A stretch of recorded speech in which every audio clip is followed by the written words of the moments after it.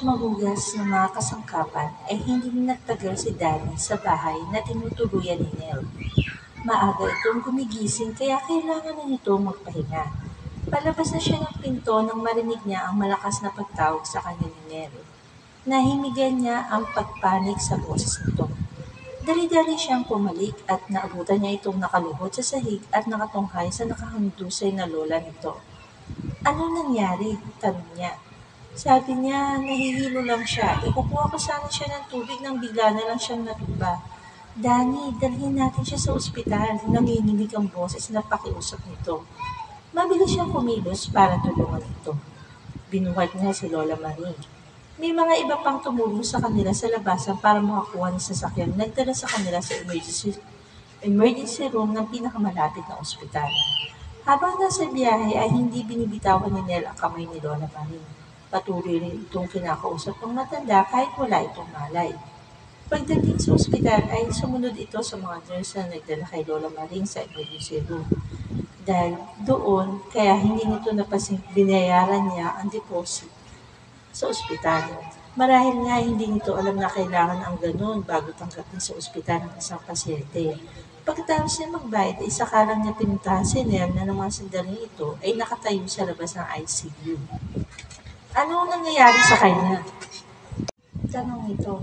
Sabihin natin sa doktor na gawin nila ang lahat para mailigtas si Lola Marie. Kung kailangan ng pera, ako na lang bahala. Uuwi ako sa bahay para makagawa ko ng paraan. Ako na muna ang bahala doon, sabi niya. Sigurado rin ako na gagawin ng mga doktor lahat ang makakaya nila para gumaling si Lola Marie.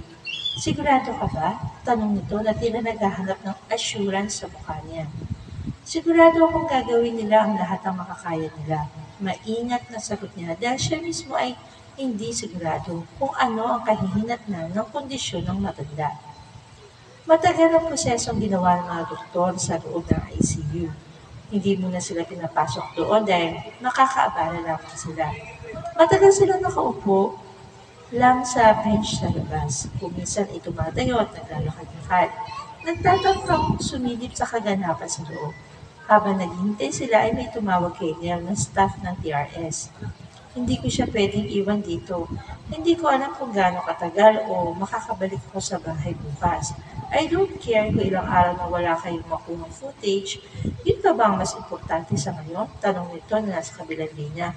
Noon lang naringgan ni Danny sa ganong tono ang dalaga. Wala ang sweet na normal na tono nito. Napalitan na isang determinado at nag-aalalang ako. Pagkatapos ito makipag-usap ay itinuloy nila ang pagbabantay sa labas ng ICU. Ayaw nitong kumain o umalis doon kahit pa anong pilit niya. Kaya ibinili lamang niya ito ng maiinom at biscuit. Pero hindi nito ginalaw ngayon. Natatakot ako. Maya-maya ay sabi nito sa kanya. Tinignan niya ito. Makikita sa mukha nito ang matinding pag-aalala. Halos namumugto na ang mga mata nito dahil sa walang tigil na pag-iyak mula pa nang umalis sila ng bahay ng mga ito. Halos mapiga na ang mga kamay nito sa pagpiga nito sa mga iyon. Gumalaw ang isang kamay niya para hawakan ito pero pinigilan niya ang sarili sa huling sandali dahil baka ikagulan nito iyon. Siguro, higit sa kailanman ay sa sitwasyong iyon nabuo sa isip niya kung anong uri ito ng tao. Kung tutusin ay hindi nito kailangang bantay ng ganong katagal. Nagkaroon na ito ng pagkakataong umuwi ng pilitin ito ng staff ng TRS. Pinangakuan pa nga ito na may iba naman magbabantay sa matandang hindi ito pumayag. Kailangan makita ko kung ano ang nangyayari kay Lola. Hindi rin ako mapakali sa bahay tungkol ito. Hindi madaling dayain ng ganong pag-aalala o paghinanagpis para sa kaligtasan ng isang tao kaya tiyak niya sincero ito. Huwag kang matakot, sabi niya rito. Humarap ito sa kanya at ito na ang humawak sa kamay niya na para isang batang kumakabit sa isang tao. Pinagkakatiwalaan ito. Na mga sandaling yun, hindi lang ang isip niya ang binigo nito. Binago nito. May hinala siya. Pati na rin ang puso niya. Nakawakan ni Nell si Danny at sabihin nito sa kanya na huwag siyang matakot. Isakalang niya nagsimulang kumalma. Isang bahagi ng isip niya nagsasabing kakatuwa ang sitwasyong kinalalagyan nila. Kung maituturing man silang magkaibigan na, bagong-bago pa lamang ang relasyon iyon. Halos wala na siyang alam tungkol dito. Pero magkahawak kami sila habang nakaupo sa isang bench at parang wala siyang maling nararamdaman doon. Pasimpleng sinilya pa niya ito. Nakasandal ito sa pader at nakapikit ang mga mata. Pero alam niyang gising ito dahil mahigpit pa rin ang pagkakahawak nito sa kamay niya at tila nakaalerto ang buong katawan nito. Tahimik siya nagpasalamat sa presensya nito. He was a handsome man, she decided after watching him for a while. Depinido ang hugis ng baba nito patungo sa sensual ng mga labi, matapos ng ilong at mga matang nagkaka nagkakanulo ng tunay nitong talino sa likod ng kaswal, halos ragged ang pagkilos at pananamita. Ano ka ba talaga, Danny? Kung ex-convict ka man, anong klaseng kaso ang magdadala sa kulungan sa isang taong tulad mo? Somehow, hindi niya nakikita ito bilang isang mamamatay tao o kaya ay magnanakaw. Saan ka galing? At bakit ngayon ka lang sumulpot sa buhay ko? Nagmulat ang mga mata si Danny nang biglang bumukas ang pinto ng ICU. Magkasabay silang tumayo at lumapit sa lumabas na doktor. Ang biglang pagbagsak ng blood sugar niya ang lihim na pagkahimatay niya, sabi ng doktor. Pero bakit po ang tagal ng procedure? Tanong ni Nel. Kung tumaas ang blood sugar ni Lola Marie, hindi ba insulin lang ang katapat mo? Matagal rumisponde sa insulin ng katawan niya at matagal din bago siya nagkamalay. Mahirap magbigay ng spekulasyon ngayon dahil wala kami mahanap sa ibang panggagalingan ng kondisyon niya. Sa puso ang suspensya namin pero sa edad niya, posible na ang kahit ano. Mas makabubuti siguro manatili siya dito na ilang araw para magpalakas at para makompleto namin ang check-up niya. Paliwanag sa kanya ng doktor. Gawin niyo po kung ano mang kinakailangan. Nangako ang management ng TRS na sasagutin nila ang lahat ng gastusin ni Lola, sabi ni Nel. Kung magkakaproblema po ron, ay maaari niyo tawagan ng coordinator ko para ipaalam sa akin. Ako po ang gagawa ng paraan. Huwag ka na mag-alala, Iha. Kami na mag-aasikaso sa lola mo. Pwede mo siya silipin at pagkatapos ay maganda siguro umuwi na muna kayo para makapagpahinga na kayo. May nurse kami i-assign sa kanya. Pagkatapos ay marinig ang sinabi niyo ng doktor, ay saka lamang nakumbinsi si Nel na umuwi. Dumating sa ospital ang production manager ng TRS na si Isidora at ito mismo nag-ayos ng hospital bill. Namukhaan pa niya ang host ng show na si Lando na mukhang sinamahan na si Isadora. Naka-baseball cap si Lando para ikubli ang mukha nito. Initian siya nito na makita siya. Kamusta ka, Nel? Tanong ito sa kanya. Okay na ako ngayong okay na si Lola, sagot niya. Dumako ang tingin nito sa kasama niya kaya ipinakilala niya rito si Danny bilang kaibigan niya sa looban. Habang nakikipag-usap si Isadora sa ay sinabi sa kanila ni Lando na may parating na sasakyan na susundo sa kanila at maghahatid sa kanilang bahay. Okay ka lang ba? Tanong ni Danny kay Nel. Mag-isa ka lang dito. Okay lang ako, sagot niya. Umaga na rin naman, maya-maya ay darating na ang crew ng TRS. Hindi ka pa kumakain, paalala nito. Dadalan daw ako ni Abby ng pagkain. Ikaw din, gusto mo bang pumasok muna? Meron pa siguro pwedeng pagtiyaga ang kainin sa loob. Tumanggi ito. Wag na, 2 oras pa bago dumating mga taga-TRS. Matulog ka na muna, okay lang din ako. Tumango siya. Paano? Tutuloy na ako? Salamat, Danny. Walang anuman. Salamat kasi hindi mo ko pinabayaan. Ngumiti ito. Para saan pa at maging magkapit-bahay tayo? Oo nga naman. Thank you, pare ko. Tanya. Natatawang pinapasok muna siya dito sa bahay bago ito umalis. Kahit sinabi niya rito na hindi niya kailangang magpahinga ay nakakaramdam na talaga siya ng pagod. Paghiga niya sa kama ay agad siya nakatulog. Kamusta na si Lola? Tanong ni Nel kay Danny nang muli sila magkita. Alam ng dalaga na dumalaw siya sa ospital. Hindi ito sumama sa kanya dahil nakiusap ito sa production ng TRS na huwag gamitin sa palabas ang pagkakasakit ni Lola Marie. Kahit pa makakatulong niyo sa rating ng programa. Sabi ng doktor ay stable na raw ang lagay niya, sagot niya. Tumango ito. Mabuti naman, nag-worry talaga ako. Okay na siya ngayon kaya huwag ka na mag-alala. Pwede ka na mag-focus uli sa task na ibibigay sa'yo. Oo nga, pahigpit na pahigpit ang labanan. Alam mo bang wala pang nai-eliminate sa amin dahil sa hindi pagiging successful sa task? Kahit text votes pa rin ang basehan ng voting. Sigurado akong kayang-kaya mo makipagpapata sa kanila hanggang sa huli. Paninigurado nito. Namamangha pa rin sila kung paano sila naging magkaibigan. Nakasanayan nila kahit hindi sila nag-uusap na magkita sa tapat ng maliit na doghouse ang asong inampun nito. Kasabi ng pagiging malapit niya rito ay ang pagdududa niya kung dapat na bang malaman nito kung anong pakay na sa lugar na ito na hindi siya ex-convict. Pero naisip niya baka mas katakutan siya nito kapag nalaman nito kung sino talaga siya. Tinitigan niya ito habang nag-iisip siya kung paano nito tatanggapin kapag sinabi niya rito ang totoo. Paano rin kaya ito magre-react kapag sinabi niya nagsisimula na siyang magkagusto rito. Dalawang magkakontrang bagay ang mga katotohanan yun. Mas madaling aminin na may gusto siya rito kaya ipagtatapat niya rito kung sino siya dahil maaaring yun ang tumapos sa kung anumang relasyon meron sila ngayon at ayaw niyang mangyari yun.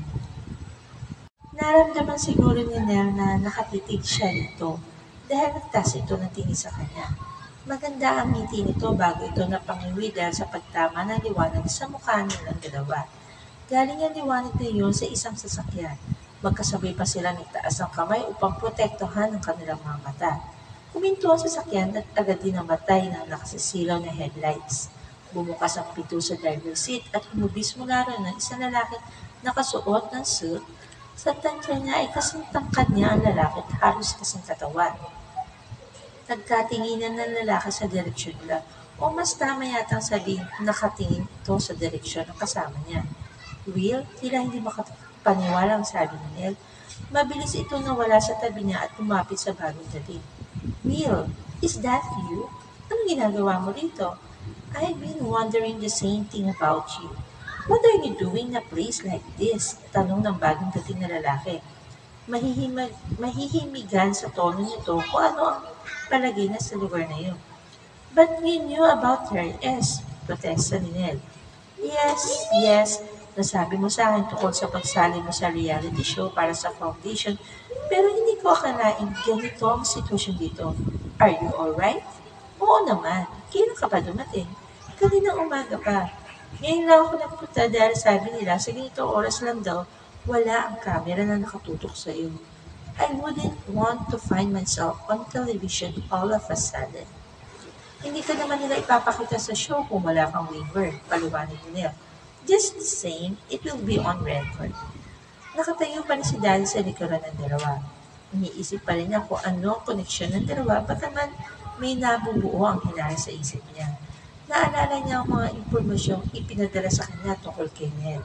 Bahagyan na banggit ito ng tungkol kay Will pero hindi yun tumino sa isip niya hanggang ngayon nasa harap niya ang lalaki.